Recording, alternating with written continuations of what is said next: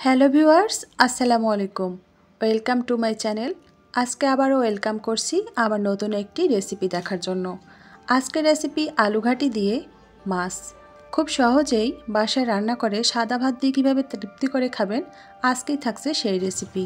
বগুড়ার খুব জনপ্রিয় একটি খাবার হচ্ছে আলুঘাটি, আর এটা রান্না হয় মাছ দিয়ে। চলেন দেখে নেওয়া যাক আজকের রেসিপি।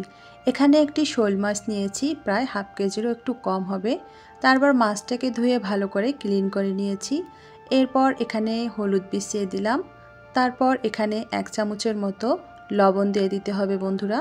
তারপর লবণ আর হলুদ হাত দিয়ে ভালো করে প্রত্যেকটা পিচ মাছের গায়ে গায়ে ভালো করে মেখে নিতে হবে। আমি শিলপাটার উপরে ভালো করে লবণ আর হলুদ দিয়ে মাছটাকে আলতো করে মেখে নিচ্ছি। এভাবে মাছটাকে মেখে 5 মিনিটের মতো রেস্টে রাখবো, যাতে হলুদ আর লবণ ভালো করে মিশে যায়। এখন এখানে হচ্ছে মাছটা রান্না করার জন্য মশলাগুলোকে আমি রেডি করে নিচ্ছি। এখানে নিয়েছি জিরা, তারপরে এখানে নিয়েছি রসুন কয়েকটা কোয়া, আর মরিচগুলো হচ্ছে আমি ভেজে নিয়েছি তেলের মধ্যে। এখন হলুদ মাখানো মাছগুলো বাটির মধ্যে উঠিয়ে নিতে হবে। এখন দেখেন, এই যে আমি বাটির মধ্যে মাছগুলো উঠিয়ে নিলাম। এখন হচ্ছে মরিচগুলো আর হচ্ছে রসুনগুলো ভালো করে আমি বেটে নিব। এখানে 2টা মরিচই আমি ব্যবহার করব, শুট মরিচ, কাঁচা মরিচ। তবে কাঁচা মরিচের পরিমাণটা বেশি। কাঁচা ধনেপাতা দিয়ে এই রান্নাটা করলে খুব বেস্ট হয়, কিন্তু আমার হাতের কাছে আজকে ধনেপাতা নেই, তাই আমি ধনেপাতা ছাড়াই রান্নাটার হচ্ছে একটা পারফেক্ট স্বাদ নিয়ে আসার ট্রাই করব। এখন 2টো শুট মরিচ দিয়ে ভালো করে কাঁচা মরিচ, রসুন আর হচ্ছে শুট মরিচগুলোকে বেটে নিলাম। তার এখন জিরাটা বেটে নেওয়ার জন্য আমি এখানে অল্প একটু পানি দিয়ে ভালোভাবে শিল দিয়ে বেটে নিচ্ছি। অল্প অল্প পানি দিয়ে জিরাটাকে বেটে নিতে হবে। জিরা পরে বাটার উদ্দেশ্য হচ্ছে, এটা হচ্ছে আমি আলাদাভাবে ইউজ করতে চাই আমার রান্নাতে, যাতে আজকে ধনেপাতার যে একটা স্বাদ থাকে সেই স্বাদটার জন্য কোনো কমতি না হয়। কাঁচা জিরা তরকারিতে বেটে দিলে খুব ভালো স্বাদ হয়, খেতে খুব ভালো লাগে। এখন এটাকে একদম ভালো করে ফিনিশিং করে নিতে হবে, একদম ভালো করে, কোনো রকমের জন্য জিরার বিচি না থাকে। এখন পানি দিয়ে আবারও শিলপাটাটাকে আমি ভালো করে ধুয়ে নিলাম। তারপর দেখেন বন্ধুরা, মাছগুলো হচ্ছে রেস্টে অনেকক্ষণ ছিল, আর এদিকে হচ্ছে আমি আলুগুলো সিদ্ধ করে নিয়েছি। এখানে হচ্ছে 5টা আলু আছে, এগুলো ছোট ছোট করে পানিতে সিদ্ধ করে নিয়েছি। এখন মাছগুলোকে ভেজে নেব। আমি অনেক আগ থেকেই শোল মাছ খেতাম না, কিন্তু যখন থেকে এভাবে রান্না করতে পারি তখন থেকে হচ্ছে মাছগুলো খাই। তারপর এদিকে সিদ্ধ আলুতে একটা স্টিল গ্লাস দিয়ে ভালো করে একদম চেপে চেপে ম্যাশ করে নিচ্ছি। দেখেন বন্ধুরা, আপনারা হচ্ছে যখন রান্নাঘরে কাজ করবেন দেখবেন যে অনেক বাসন নোংরা হয়ে যায় কাজ করতে গেলে। আমি কিন্তু একটু শর্টকাট পদ্ধতি অবলম্বন করি রান্নার ক্ষেত্রে। আর এদিকে হচ্ছে আলুর মধ্যে দিয়ে দিলাম 2 বাটি পানি।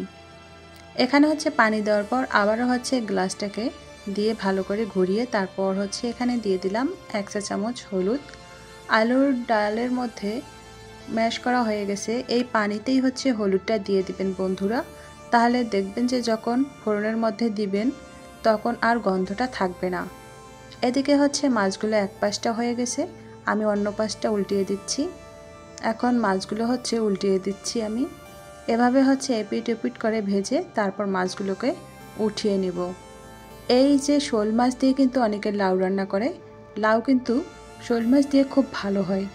শোল মাছ দিয়ে আজকের আলুর এই রেসিপিটি, এটা একটা দেশীয় খাবার। এখন এখানে পেঁয়াজগুলোকে আমি রেডি করে নেব। 4টা পেঁয়াজের মতো আমি এখানে নিয়েছি, 4টা পেঁয়াজ। পেঁয়াজগুলোকে হচ্ছে স্লাইস করে নিলাম। দেখেন বন্ধুরা, আমি আজকের রান্নাটা শিলপাটার উপরেই সব কিছুই রেডি করে নিয়েছি।